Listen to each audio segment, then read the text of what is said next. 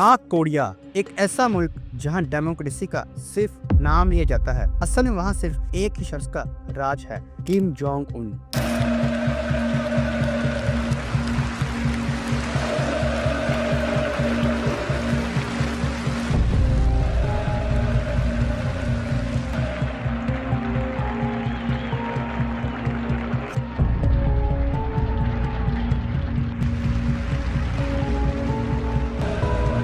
एक ऐसा मुल्क जो बाकी पूरी दुनिया से कटा हुआ है, एक ऐसा मुल्क जहां एक डिक्टेटर का राज है, जहां के लोग इंटरनेशनल सैंक्शंस को बर्दाश्त कर रहे हैं सिर्फ इसलिए कि उनके हुक्मरान दुनिया के लिए खतरा समझ जाते हैं और ये दुनिया का सबसे ज्यादा राजदार और अजीब मुल्क माना जाता है। एक नॉर्थ कोरियन लड़की योरमी पार्क जो नॉर्थ कोरिया के शहर हैसान के करीब चाइना के बॉर्डर पर पैदा हुई थी, अपनी एक किताब इन ऑर्डर टू लिव में लिखती हैं कि वो सिर्फ 13 साल की थी जब उसने और उसकी माँ ने एक ऐसा डिसीजन लिया कि जिसमें या तो जिंदगी थी या मौत।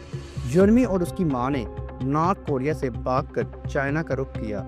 वहाँ उन्हें ह्यूमन ट्रैफिकर्स ने गिरफ्तार किया, जहाँ योरमी को बेच दिया गया और उसकी माँ को उसकी आंखों के सामने जबरदस्ती का निशाना बनाया गया और गोबी डेजर्ट के तपते रेगिस्तान से गुजरते हुए मौत को हर कदम पर महसूस करते हुए योरमी ने साउथ कोरिया तक का सफर तय किया और वहाँ उसने पहली बार आज़ादी का एहसास किया। We walked across the Gobi Desert, following a compass. When they stopped working, we followed the stars to freedom.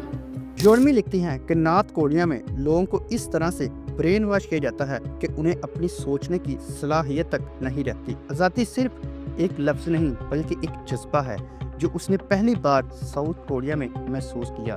और आज योरमी पार्क एक मशहूर ह्यूमन राइट्स एक्टिविस्ट हैं जो दुनिया भर में नॉर्थ कोरिया के जुल्म के खिलाफ आवाज़ उठाती हैं। यहाँ की रोज़मर्रा ज़िंदगी इतनी ज़्यादा स्ट्रिक्ट और कंट्रोल है कि लोगों को अपनी ज़िंदगी पे भी हक नहीं। प्रोपेगेंडा का लेवल इतना हाई है कि बचपन से ही लोगों के दिमाग में सिर्फ एक चीज़ डाल दी जाती है कि किम फैमिली ही उनकी सब कुछ है। वर्ल्ड पॉपुलेशन प्रॉस्पेक्ट के डाटा अकॉर्डिंग 2025 तक लगभग 26 मिलियन से ज़्यादा लोग नॉर्थ कोरिया में रहते हैं और एसोसिएटेड प्रेस की जर्नलिस्ट जीन ली कहती हैं कि एक एवरेज नॉर्थ कोरियन की ईयरली इनकम यानी साल भर की कमाई सिर्फ $1800 होती है और बिजली, गर्म पानी और साफ पानी ये सब चीज़ें लग्जरी हैं, बेसिक नीड नहीं। गांव वाले एरियाज में तो हाल और भी बुरा है और ज़मीन सूखी है और लोग मार्केट में बिस्किट या चने के डब्बे बेचकर अपना गुजारा करते हैं। गोश्त जैसे खाने राशन सिस्टम से मिलते ही नहीं और वो राशन सिस्टम भी 1990s की भूखमार के बाद कोलैप्स कर चुका है। लेकिन सबसे ज़्यादा खौफनाक चीज़ है रजीम का प्रोपेगेंडा। हर सुबह स्कूल के बच्चे यंग पायोनियर यूनिफॉर्म में एक ही मुस्कुराहट के साथ नेशनल सॉन्ग्स गाते हैं जो सिर्फ एक ही पैगाम देते हैं, हुकूमत के खिलाफ जाना मतलब अपनी आंख से हाथ धोना। हर बिल्डिंग पर किम सॉन्ग और किम जोंग इल के बड़े पोर्ट्रेट्स लगे होते हैं। हर स्कूल में उनकी तस्वीरें लगाई जाती हैं जैसे ये सिर्फ एक मुल्क नहीं एक मंदिर हो जहां लीडर को पूजा जाता है।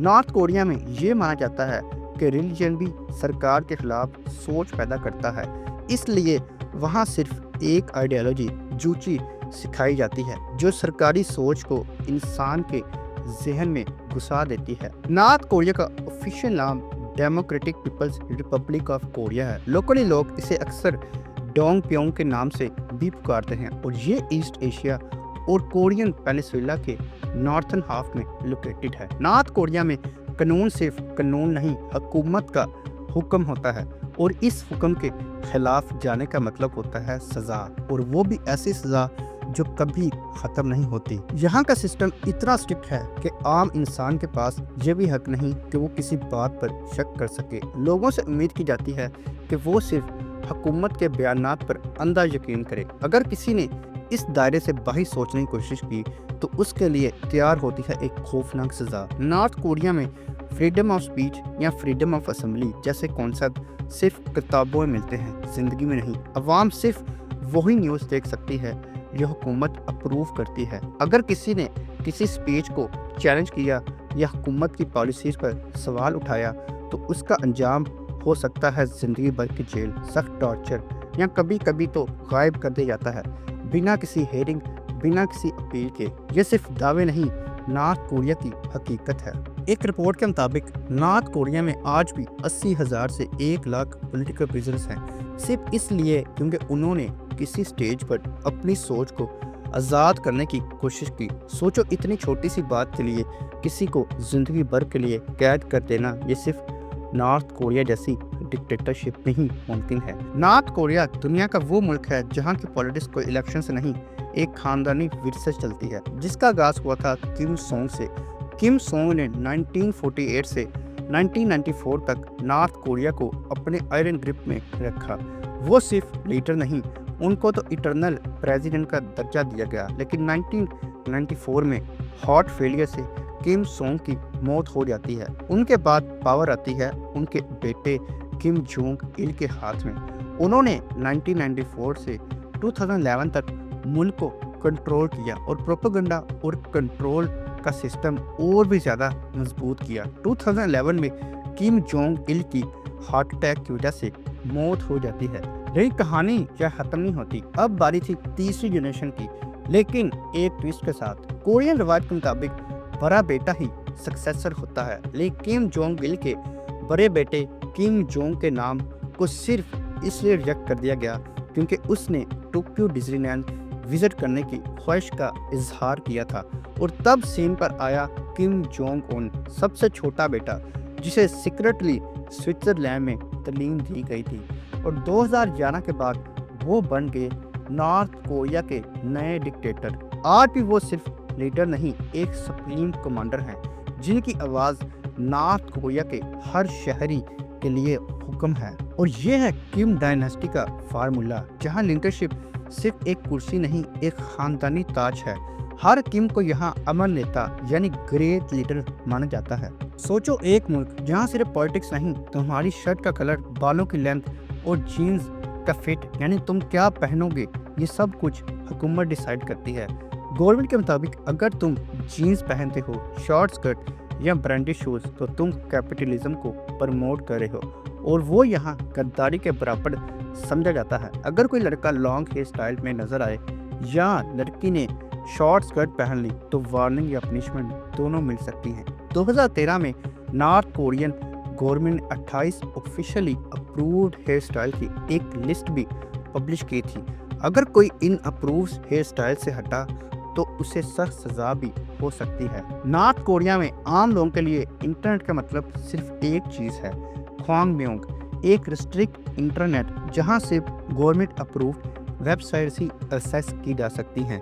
ग्लोबल इंटरनेट सिर्फ कुछ एलीट लोगों के लिए अवेलेबल होता है, वो भी हैवी सर्विलेंस के साथ। मोबाइल फोन्स भी सिर्फ लोकल कॉल्स के लिए होते हैं। इंटरनेशनल कॉल्स और फॉरेन मीडिया पर सख्त पाबंदी है। टीवी और रेडियो सिर्फ स्ट्रेट कंट्रोल चैनल्स दिखाते हैं और अगर कोई छुपकर फॉरेन कंटेंट देखता या सुनता है तो उसे सख्त सजा मिल सकती है। 1980 के दौर में नॉर्थ कोरिया की इकोनॉमी थोड़ी सी बेहतर थी और उस वक्त मुल्क का जीडीपी तकरीबन 9 बिलियन से ज़्यादा था। 1989 तक ये जीडीपी बढ़कर 15 बिलियन से ज़्यादा तक का पहुंच गया। लेकिन इस दौर की इकोनॉमी स्लो और अनस्टेबल रही। लेकिन 1990 के बाद सब कुछ बदल गया। यूएसएसआर के टूटने के बाद नॉर्थ कोरिया को मिलने वाली फाइनेंशियल सपोर्ट खत्म हो गई और फिर मुल्क की इकोनॉमी धीरे धीरे गिरती चली गई। आज नॉर्थ कोरिया दुनिया के उन सबसे गरीब और आइसोलेटेड मुल्कों में शामिल है जहां जीडीपी भी डिक्टेटरशिप के कंट्रोल ने दब चुकी है। 1995 नॉर्थ कोरिया के लिए सिर्फ एक साल नहीं, क़यामत का वक्त था। समर में ऐसी तूफानी बारिश हुई कि मुल्क भर के अच्छे खेत डूब गए। फसलें जो पहले ही नाजुक थी वो जमूरी से तबाह हो गई और देश का राशन सिस्टम ऑलरेडी फेल हो चुका था और अब लोगों के पास खाने के लिए कुछ भी नहीं बचा था। और 1995 से 1999 के दरमियान 6 लाख से 1 मिलियन लोग भूख से मर गए।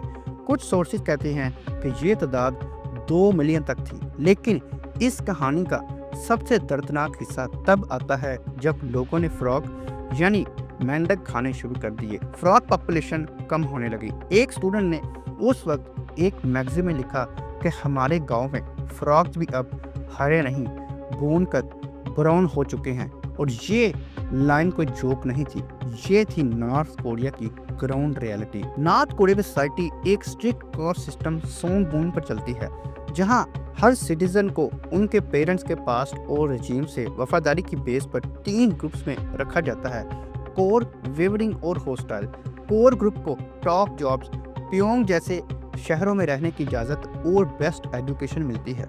वेवरिंग लोग बीच के यानी मिडल में होते हैं, जबकि हॉस्टाइल ग्रुप को रूरल इलाकों में भेज दिया जाता है, जहां जिंदगी सिर्फ बेसिक सर्वाइवल तक सीमित जाती है। जहां हर सोच पर पाबंदी हो, वहां इंसान सिर्फ जिंदा होता है, जीता नहीं। नॉर्थ कोरिया हमें यह सबक देता है कि जब आवाम की आवाज़ दबा दी जाए तो मुल्क एक जेल बन जाता है, जहां दीवारें कंक्रीट की नहीं, खौफ और खामोशी की होती हैं। आज़ादी सिर्फ लफ्ज़ नहीं, सांस है, और जहां सांस रुकी हो वहाँ जिंदगी नहीं, सिर्फ वजूद होता है। Subscribe for more videos.